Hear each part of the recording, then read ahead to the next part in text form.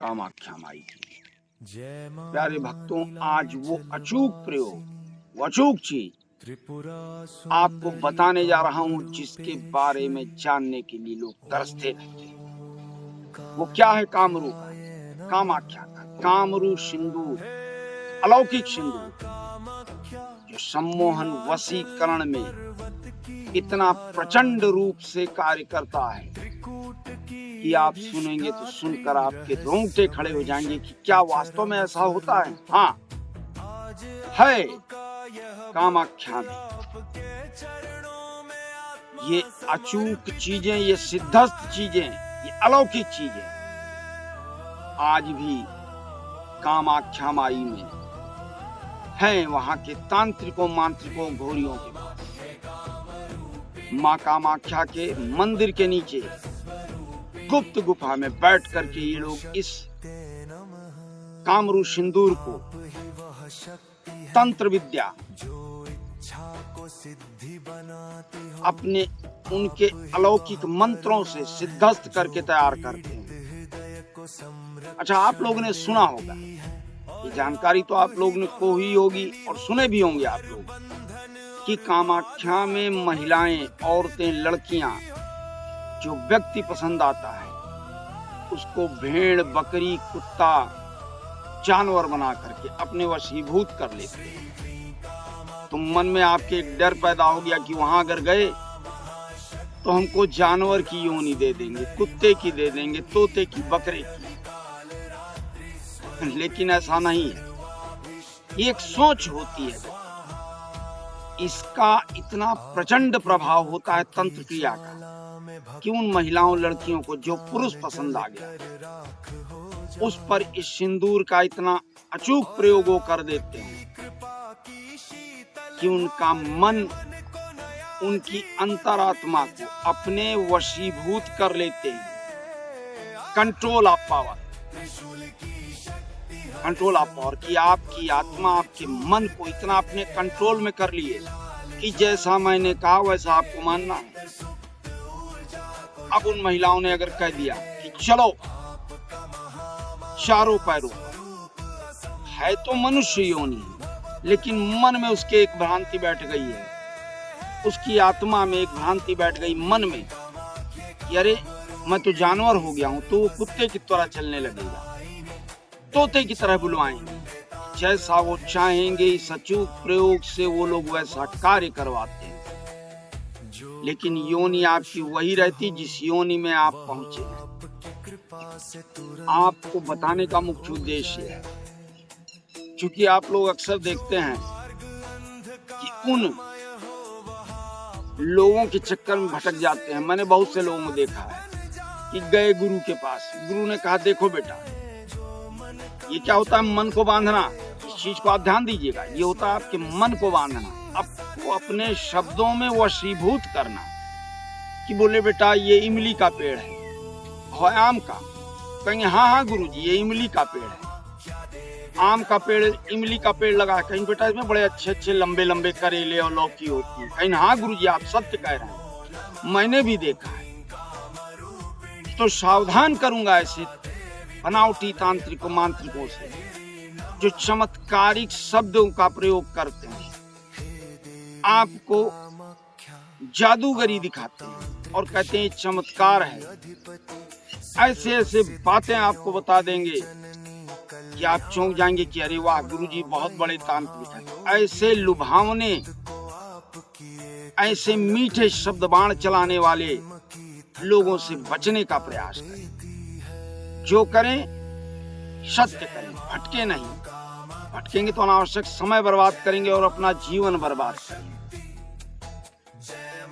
कामाख्या के इस अलौकिक स्वरूप में जाने से बड़े बड़े पहले मुगल शासक आते थे, लेकिन आज तक उनके सैनिकों की हिम्मत नहीं हुई कि कामाख्या देश की तरफ, उस मठ की तरफ आक्रमण करके कब्जा करने। इन अलौकिक क्रियाओं को जानना, समझना आपके लिए अत्यंत जरूरी है, बताना मेरा जरूरी है। क्योंकि आपके जीवन में आपके रुके कार्यों के लिए बड़ा महत्वपूर्ण है। लेकिन ये भी साथ में बता दूं कि जो प्रयोग मैं बताता हूँ, जो वस्तुएं मैं बताता हूँ, उसका कभी भी अपने जीवन काल में गलत प्रयोग मत कीजिएगा। लोग दे देते हैं, ले जाओ करो, आप लेकर चल दिए और बताते नहीं है। लेकिन मैं बताता हूँ कि कभी भी मेरी बताई वस्तुओं का आप गलत प्रयोग मत कीजिएगा, वरना आपके परिवार में, आपके जीवन में जो हानि होगी उसकी मैं कोई भी जिम्मेदारी नहीं लूंगा। जो मैं बताऊं उसको सत्य निष्ठा के साथ, सत्य मार्ग पे चलते हुए, हित के लिए, लोक हित के लिए, अपने हित के लिए करें। कि चलो इसको वशीभूत करके इससे ऐसा काम ना, ये गलत काम नहीं करना। अब आपको बताने जा रहे हैं इस कामरू सिंदूर के बारे में। कामाख्या में बैठे, अब उनको मित्र कहिए, भाई कहिए, हमारे अघोरी मित्र भाई ने इस सिंदूर के बारे में मुझे जानकारी दी और वस्तु प्रदान की। लेकिन इसका जो प्रयोग होगा वो ऐसे नहीं कि मैंने दे दिया, चूंकि सिद्धस्त चीजें मैं भी कहता हूं सिद्ध की हुई चीजें, लेकिन सिद्ध की हुई चीजों में ऊर्जा को जागृत करना, चूंकि कार्य आपको करना है, तो मैंने तो सिद्ध किया है, आपको प्रदान कर दिया, कार्य आपको करना है, तो अपने कार्य के लिए इसको जागृत भी आपको करना है। ऐसा नहीं कि बोल दिए ले जाओ इसको कर लो, ऐसे ऐसे नहीं, इसको जागृत आपको करना है।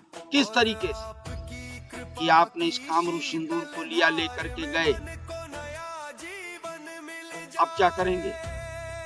घर पर अपने एकांत स्थल पे एक डिब्बी में इसको रख करके बैठना है शुक्रवार के दिन, और 3 दिन जो मंत्र दूंगा आपको, उस मंत्र से विधि विधान से 3 रात जागृत होकर के 21-2100 बार मंत्र पढ़कर इस पर फूंक कर इसको जागृत कर लेना।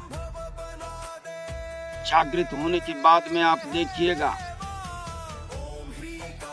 स्वयं आप चौंक जाएंगे, अरे ऐसा कैसे हो गया? स्वयं आपको समझ में नहीं आएगा कि ये हो कैसे गया। ये तो अकल्पनीय है, विस्मरणीय है, अचंभित कार्य हो रहे हैं। इस सिंदूर की, कामरू सिंदूर एक हल्की सी जागृत होने के बाद छठा मस्तिष्क पर लगा लें,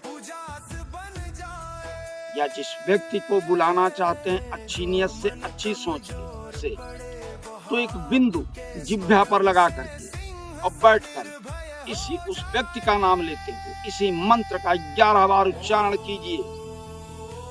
जैसे कामाख्या प्रदेश में लोग वशीभूत हो जाते, जो मैंने पहले बताया, वैसे ही वो व्यक्ति आपके वशीभूत हो जाएगा, आगे पीछे दौड़ेगा, आपकी हर बात मानेगा, हर कार्य आपका कहा हुआ करेगा। लेकिन वही कार्य करवाइएगा जो उचित हो, लोक हित में हो, समाज के हित में। क्योंकि जो मंत्र आपको दिए जाएंगे ये माँ कामाख्या के शोधित और उन हमारे अघोरी भाई द्वारा प्राप्त